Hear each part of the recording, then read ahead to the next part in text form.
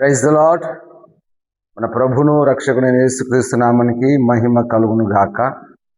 మంచిది. ఈ సమయంలో మనం ఒక మాటను జ్ఞాపకం చేసుకొని ముందుకు సాగుదాం.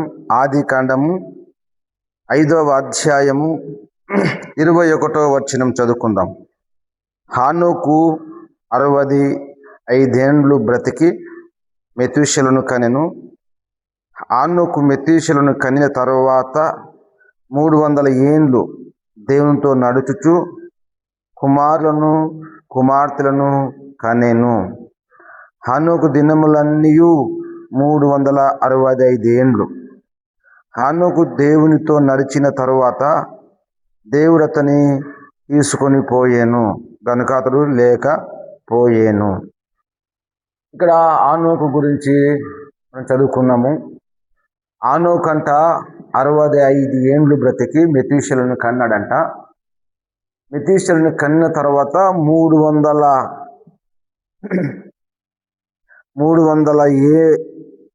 ఏండ్లు అంటే 300 ఏండ్లు దేవునితో నడుచుచు ఎట్లా చేస్తున్నాడు?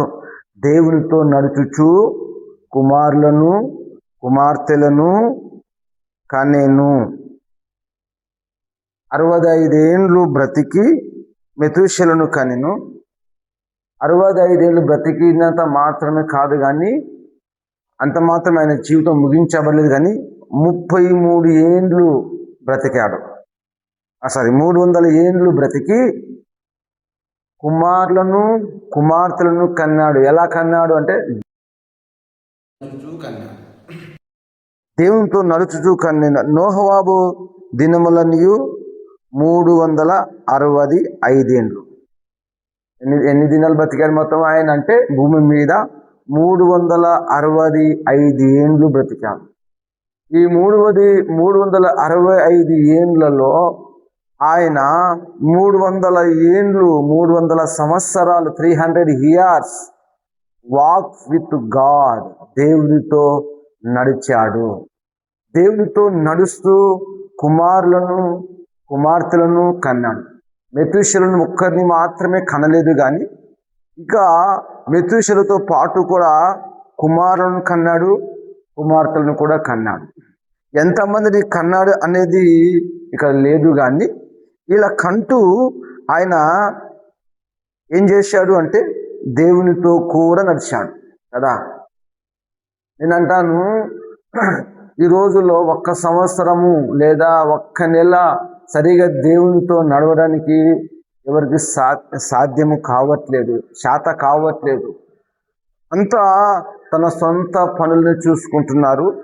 దేవునితో ఉండటానికి, దేవునితో గడపడానికి మనుషులు చాలా బిజీ అయిపోయారు కదా. ఉద్యోగం అని, ఇంకా వ్యాపారం అని, ఇంకా ఏదో ఫ్యామిలీ ఉందని, రకరకాలైన పనుల్లో మనుషుడు బిజీగా లోకంతో నడుస్తున్నాడు. అధికారులతో నడుస్తున్నాడు, రాజకీయ నాయకులతో నడుస్తున్నాడు, మంత్రులతో నడుస్తున్నాడు, కుటుంబీకులతో నడుస్తున్నాడు, బంధువులతో నడుస్తున్నాడు. కానీ దేవునితో నడవడానికి మనిషినికి శాత కావట్లా.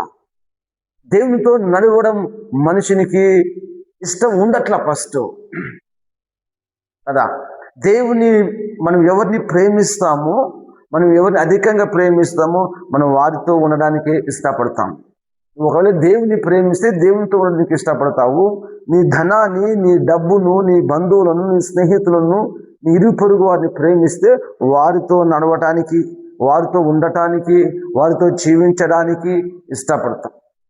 హానోకు మెతూషెలను కనిన తర్వాత కూడా కుమారులను కుమార్తెలను కూడా కంటూ ఎలా నడిచాడంట? దేవునితో నడిచాడు. లోకంతో నడవలా, వ్యభిచారులతో నడవలా, త్రాగుబోతులతో నడవలా, తిరుగుబోతులతో నడవలా, నరహంతకులతో నడవలా, తన ఇష్టానుసారంగా నడవలా. దేవునితో నడిచిన వాడు కదా. అతడు దేవునితో నడిచిన వాడు. దేవునితో నడిచిన తర్వాత దేవుడు అతను తీసుకొని పోయేను.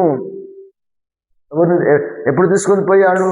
దేవుడు అతను తీసుకొని పోయాడు. ఈరోజు దేవుని బిడ్డలమని చెప్పుకుంటున్నాము, కానీ ప్రభు బిడ్డలమని చెప్పుకుంటున్నాము, కానీ యేసయ్య నమ్ముకున్న వరమని యేసు మా దేవుడు అని చెప్పుకుంటున్నావు, కానీ నీవు దేవునితో నువ్వు నడుస్తున్నావా? నీవు నీ ప్రభుతో నడుస్తున్నావా? లోకంతో నడుస్తున్నావా? ఎలా నడుస్తున్నావు కదా? ఏదైనా బలహీనత వస్తే, ఏదైనా సమస్య వస్తే, ఏదైనా ఇబ్బంది వస్తే, ఏదైనా బాధ కలిగిన సంఘటనలు జరిగితే ప్రతిదానికి నువ్వు ఆగిపోతున్నావు. ఎగ్జాంపుల్, హానోకు కుమార్తెలను కన్నాడు కదా. మనకు కూడా కుమారులు, భార్యలు, పిల్లలు, భర్త వీళ్ళు ఉన్నారు కదా. నీ పిల్లలకి ఏదైనా కొంచెం పరిస్థితి సీరియస్ జ్వరం వచ్చిందనుకో, నువ్వు ఆ దినాన దేవుని సన్నిధిలో మోకరించి ప్రార్థన చేస్తావా? దేవుని సన్నిధికి నీ పిల్లల్ని తీసుకొని వస్తావా? పోయి నువ్వు వస్తావా కదా? ఇక మరలా బాగయ్యేంత వరకు, లేదా ఆ సమస్య తొలగిపోయేంత వరకు, ఆ సమస్య తీరిపోయేంత వరకు నువ్వు మందిరం వైపే చాలా మంది చూడరు, ఆగిపోతారు.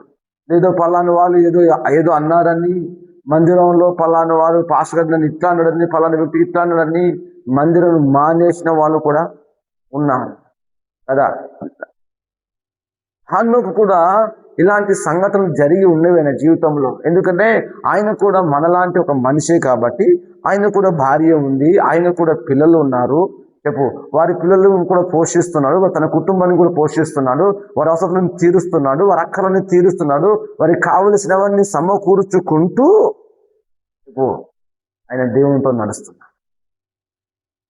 కొంతమంది నీ కుటుంబంలోనే నిమగ్నం అయిపోతారు. పిల్లల లైఫ్, పిల్లల జీవితం సెట్ అవ్వాలి, అప్పటిదాకా చచ్చిపోయేది లేదు, అప్పటిదాకా దేవుని సన్నిధికి వచ్చేది లేదు, ఆ పిల్లలకు ఒక మంచి లైఫ్ ఉండాలి.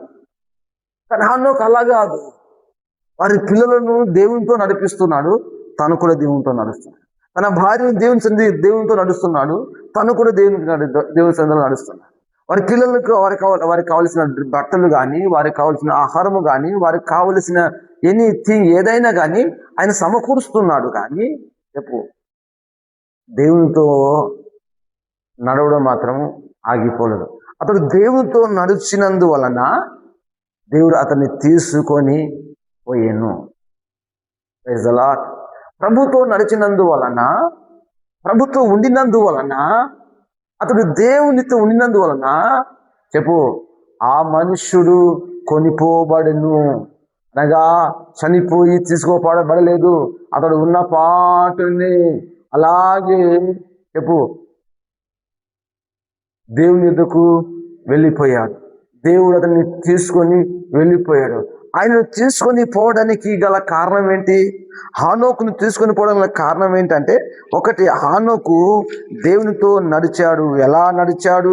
ఏ విధంగా నడిచాడు అంటే, హెబ్రీలకు రాసిన పత్రికలో మనం 11వ అధ్యాయము, హెబ్రీలకు రాసిన పత్రిక 11వ అధ్యాయము 5వ వచనం మనం చదివితే, విశ్వాసమును బట్టి హానోకు మరణము చూడకుండానట్లు కొనిపోబడెను. అతడు కొనిపోబడక మునుపు దేవునికి ఇష్టుడై ఉండెనని సాక్ష్యము పొందెను గనుక, దేవుడు అతని కొనిపోయిన గనుక అతడు కనబడలేదు. విశ్వాసమును బట్టి హానోకు మరణము చూడకుండా, విశ్వాసమును బట్టి అంటే హానోకు విశ్వాసంతో నడిచాడు. ఎక్కడ సందేహించలా, ఇక్కడ అనుమాన పడలా, దేవుని మీద ఆయనకు అనుమానం రాల. మనకు చాలా అనుమానాలు. ఇది సాధ్యమా? దేవుడు ఈ కార్యం చేస్తాడా? దేవుడు అంటే దేవుడు అన్నీ ఇస్తాడా? మనమే కష్టపడాలి, మనమే సంపాదించుకోవాలి అని కొంతమంది ఆలోచనలు. ఓకే, నువ్వు కష్టపడాలి, నువ్వు కష్టపడి పని చేయాలి, కానీ నీ కష్టాన్ని దేవుడు ఆశీర్వదించాలి కదా. ఎలా ఆశీర్వదిస్తాడు? దేవుడు నా కష్టాజితాన్ని ఆశీర్వదిస్తాడని నీకు విశ్వాసం ఉంటే, దేవుడు నా కుటుంబాన్ని ఆశీర్వదిస్తాడు, నా పిల్లలు ఆశీర్వదిస్తాడని నీకు విశ్వాసం ఉంటే దేవునితో నడుస్తాం. లేకపోతే లోకంలో నడుస్తాం, పాపంలో నడుస్తాం, వ్యభిచారంలో బ్రతుకుతాం, ఇష్టానుసారంగా బ్రతుకుతాం. హానోకు అలా కాదు. హానోకు విశ్వాసంతో నడిచాడు. అతడి విశ్వాసం దేవుని యందు నమ్మకం కలిగి, ఈయననే నిజమైన దేవుడు, ఈయన తప్ప వేరొక దేవుడు లేని హానోకు విశ్వసించాడు తన హృదయంలో. ఈరోజు యేసుప్రభు దగ్గరకు వస్తున్న ప్రతి వారికి విశ్వాసం కలగట్ల. విశ్వాసం లేకుండా పిశాసులుగా తయారైపోయారు. విశ్వాసం లేని వారిగా జీవిస్తున్నారు. విశ్వాసం లేకుండా దేవునికి ఇష్టడై బ్రతుకుట అసాధ్యము. నీవైనా నేనైనా ఎవరైనా మనకు దేవుని యందు విశ్వాసం కలిగి మనం బ్రతకాలి. మన ప్రభువునందు మనం విశ్వాసం కలిగిన వారిగా జీవిస్తే అప్పుడు మనం దేవునికి ఇష్టమై ఉంటాం, ఇష్టకరంగా బ్రతుకుతాము. ఆయన మనం ఇష్టపడేవాడిగా ఉంటాడు. అతడు విశ్వాసంతో నడిచిన వాడు గనక చెప్పు మరణము చూడకున్నట్లు కొనిపోబడెను. అతడు కొనిపోబడక మునుపు దేవునికి చెప్పు అతడు ఏమై ఉన్నాడంటే అతడు కొనిపోబడక మునుపు దేవునికి ఇష్టడై ఉండనని సాక్ష్యము పొందెను. ఒకరి విశ్వాసంతో నడిచాడు కాబట్టి దేవుడు అతనికి ఇష్టడై ఉన్నాడు. దేవునికి అతడు ఇష్టడిగా బ్రతికాడు, అందుకే అతడు కొనిపోబడ్డాడు. మనం కూడా దేవునికి ఇష్టంగా బ్రతకాలంటే విశ్వాసంతో జీవించాలి. నా బిడ్డ నా యందు విశ్వాసం కలిగి ఉంది. ఎందరో వచ్చి ఎన్ని రకాలుగా తన విశ్వాసం చెడగొడుతున్నా తన విశ్వాసం కోల్పోతలేదు. యోబు తన విశ్వాసాన్ని కోల్పోలా. తన భార్య వచ్చి నువ్వు ఇంకా దేవుడు దేవుడు అనుకుంటూ నీకు కూర్చుంటున్నావా? నీ ఆస్తి ఎంత పోయింది, నీ కుమారులు పోయారు, అందరు పోయారు, నువ్వు చూస్తున్నావు రోగంతో ఉన్నావు, ఇంకెక్కడ దేవుడు? దేవుని దూషించి మరణం కమ్ము అన్నది. యోబు అన్నాడు, మూర్ఖురాలు మాట్లాడినట్లుగా మాట్లాడకు, నా విమోచకుడు సజీవుడు. అంటే నీ విశ్వాసాన్ని చెడగొట్టేది, నేను విశ్వాసాన్ని తొలగించే అనేకులు ఎదుట ఉంటారు. ఎందరు నీ విశ్వాసాన్ని చెప్పు సందేహిస్తున్నా, నీ విశ్వాసాన్ని పాడు చేయాలని చూస్తున్నా, నువ్వు దేవుని యందు నమ్మకాన్ని ఎప్పటికీ కోల్పోకూడదు. అప్పుడు నువ్వు దేవునికి ఇష్టడుగా బ్రతుకుతావు. నువ్వు బ్రతికినట్లుగా మనం బ్రతకాలి, నువ్వు నడిచినట్లుగా మనం నడవాలి, నువ్వు జీవించినట్లుగా జీవించాలి. ఈ లోకంలో ఆయనతో నడిస్తే, ఈ లోకంలో ఆయనతో మనం జీవిస్తే, ఈ లోకంలో ఆయనతో మనం ఉంటే చెప్పు ఆయన మనల్ని కూడా కొనిపోతాడు. మనం ఆయన ఇష్టలుగా బ్రతికితే హానోకును తీసుకుని వెళ్ళంటే పరలోకానికి, రేపు దినాన్ని నువ్వు చనిపోతే నువ్వు పరలోకానికి ఎత్తబడతావు, దేవుని రాజ్యంలో ప్రవేశిస్తావు. ఆ రాజ్యంలో మనం ప్రవేశించాలంటే మనం ఆయనతో ఈ లోకంలో ఆయన యందు విశ్వాసం కలిగి ప్రతి దినము ఆయనతో మనం నడిచేవాడిగా ఉండాలి. ఎన్ని సమస్యలన్నా రాని, ఎన్ని ఇబ్బందులన్నా రాని, ఎన్ని ఇరుకులన్నా రాని, అనుదినం నీ దేవుని నిన్ను సేవించడం మానకూడదు. అనుదినం నీ ప్రభుని సేవించడం నువ్వు మానకూడదు. ప్రతి వారం నీవు దేవుని సన్నిధిలో కనబడటం మానకూడదు. ఉపవాస ప్రార్థన మానకూడదు. ఏది మానకుండా అన్ని ముందుకు సాగినప్పుడు అప్పుడు దేవుడు మనకు ఇష్టలమై అప్పుడు దేవునికి మనం ఇష్టలమై బ్రతుకుతాము. దేవుడు మనకు సహాయం చేస్తాడు. ఆమేన్. మంచిది. ఈ మాటలు దేవుడు దీవించి ఆశీర్వదించును గాక.